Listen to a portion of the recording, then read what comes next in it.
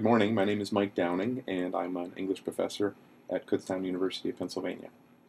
What we're doing today is asking people what their backgrounds were with the union, starting kind of with what you learned about unions in your childhood. Well, when I was a kid, my mother and father were both in unions. My dad was at American Meter, and he worked there for 40 years, and my mother was at General Electric. And I can remember that the issues would arise when management was not responsive to basic issues. And that's when the union had to go to bat for the workers. Okay, did you remember any instances, watching them? Did they ever have to strike? Things like that? Yes, they both had to strike, and they were both on picket lines from Okay. time to time. Okay. And were you ever in a union then when you grew up? Um, well, I am now, yeah, as part of the APSCUF union at Kutztown here. And then, let me see, at Butler County Community College, when I was there, when I started, there was no union. And when I was there, during my tenure there, the faculty unionized because of, again, unresponsive management. Or management would say something and then they would renege. And the faculty finally said, okay, there's good faith is lost, so we have to unionize at this point. So you were active in making that happen? Yes. Mm-hmm. Have you worked at places that didn't have unions? Yes, the last job that I had, there was no union. So then you kind of have this unique perspective of what's it like to work in a union school or a non-union school. What do you think? Well, there are trade-offs. I don't think that a union is a cure-all by any means. I wish I could sit here and say that, but I don't believe that. Because along with that comes that the two sides break into sides, and there comes animosity, and you've got that sort of dynamic at work.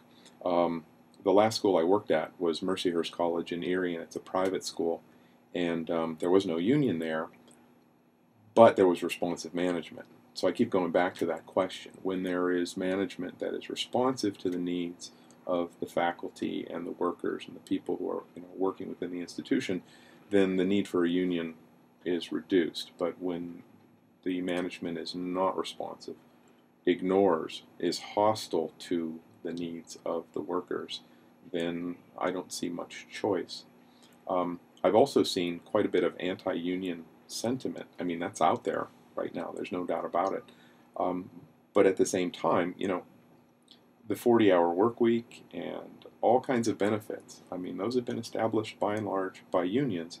And the other thing that I've encountered recently is people will speak out against unions, and at the same time, they're looking at their own retirement, and they're seeing this 401k, which has lost value in many cases over the years that they've been paying into, and they're depending exclusively on that. And then they look at, like a teachers union, for example, that's got a pension plan, and they say, well, how come you get to have that pension?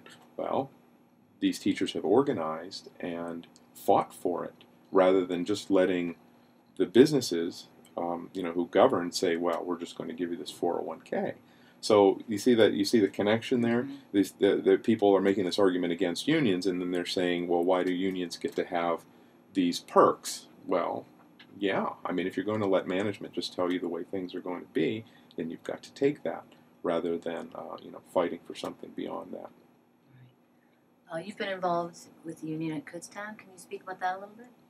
Yes, I'm an alternate delegate, and in my first 2 years of involvement have been overwhelming in terms of the number of issues that the union deals with. And again, even people on campus sometimes critique the union kind of harshly, and they say that it hasn't done this well enough or that well enough. I mean, the number of issues is it's staggering. In terms of individual problems, grievances that need to be filed, ongoing situations that need to be handled at meet and discuss. It's just an endless stream. It's a full-time job just keeping up with that. Wow. So do you feel like that competes with your scholarly work and your teaching work, Oh, absolutely. Yeah, Wow. trying to stay on top of that. And I'm not even that deep into it. I signed on as an alternate delegate to sort of get my toes into the water a little bit and start to understand the conversation. There are other people that are certainly much more involved, and I'm sure that it takes up a lot more of their time. Right.